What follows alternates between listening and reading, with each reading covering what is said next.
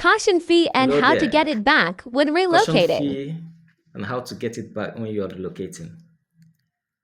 Okay, as we all know that caution fee is a percentage of your annual rent you pay that is set aside and in case you default or there's anything that goes wrong in the building or in the property that you rented. So the essence of the caution fee is just to guide against your inability to fulfill your own part of the agreement by making sure that the property or the apartment is in good state of repair when you are living. So, but oftentimes tenants are denied this refundable caution fee, and this is why we are bringing up this topic to show you some smart ways by which you can get back this caution fee. One of the ways, yeah, some of the smart ways to, you know, avoid becoming a victim or ensuring a refund.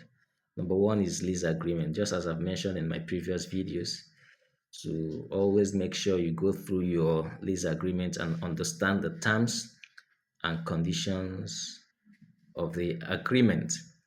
It is important because for you to be able to make claim on this refundable caution deposit, you have to make sure that it is included in your lease agreement.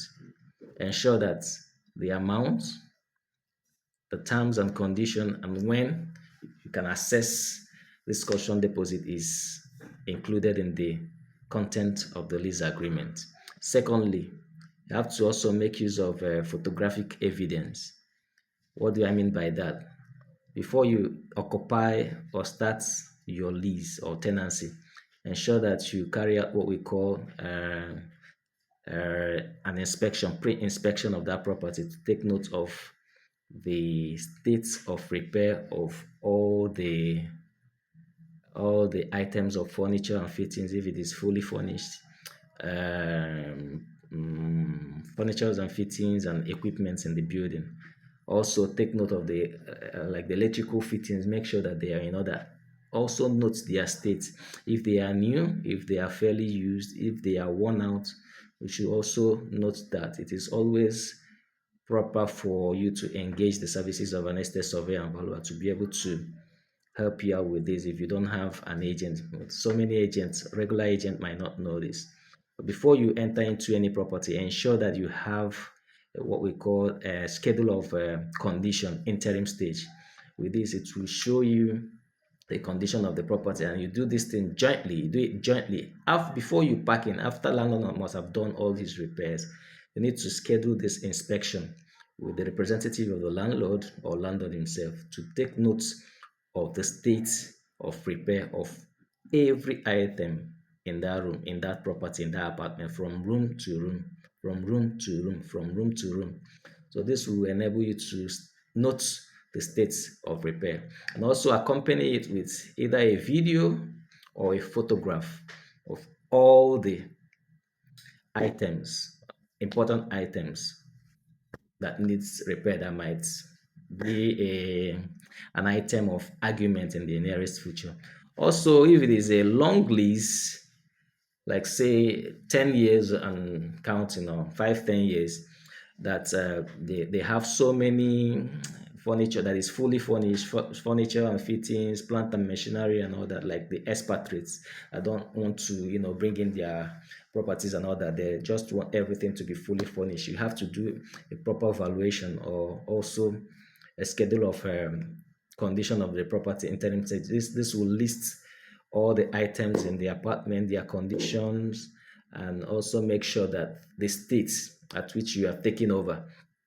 So if there is any need for you to effect any repair, to also show so everybody will be on the same page in that respect. That is that. So with you using engaging the services of an estate surveyor, it can be able to provide you with the valuation of the property before, because 10 years, 15 years, 20 years is a very long time. So you need to know the value. So the essence of this valuation is to give you a list, an inventory of the condition of the assets or the equipment in that building, in the apartment you're taking up, so that at the end of the day, you also use it to, match and see if there are much or if there are much differences, and know the extent of repair that you're going to carry out for the landlord. All right. So after that, you need to something that is very important that you need to note also is the need for you to report appropriately. The third one is to report. Fourth one, sorry, to report if there is any damage in the building just before you enter. Once you enter the building, you're already occupying it. You also make sure that you carry out if there is any damage in the building, that landlord is bring up to speed to that. So those that are his responsibility, like such cases like leaking roof, structural damages or electrical errors, you need to inform him, let him know before your tenancy goes far. So it's always proper for you to let him know have an issue, that this is what is happening to his property. You report to his either his representative or him himself in writing. Also make sure that every correspondence with your landlord is always documented. So there is always a response from him, and also document those responses. Make report of the damages, just as I say, obtain permission to repair. If there are things that you want to alter or you need to repair, or there are things that he needs to repair, obtain permission. If he's not going to repair it, obtain permission if you can do it on his behalf.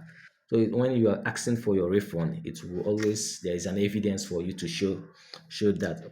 So it is also important, like I said, written consent of your landlord or his representative must be obtained before you carry out any substantial repair or alteration on the property.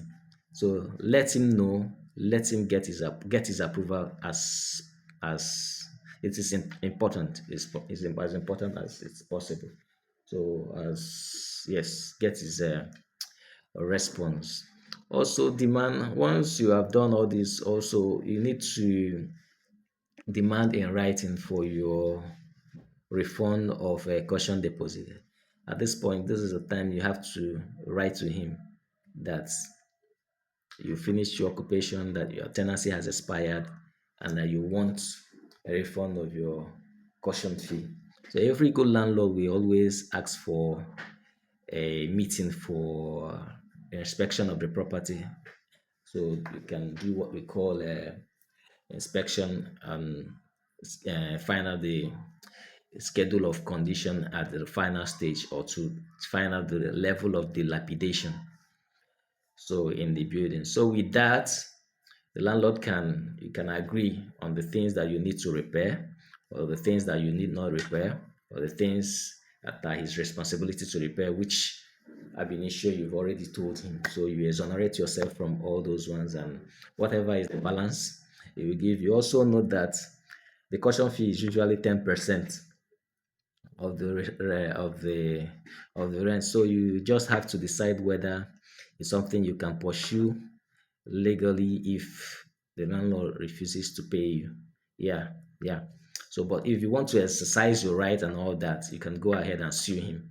If you have all those evidences and it's included in the lease agreement, you have every right to sue your landlord and get back your money. So in our next video, I would like to also share, because there is element of wear and tear that is allowed in those assets and in this property, in the property of the landlord when you are living. So those ones will be ignored, and you're refunded, and the refundable deposit will be given to you full.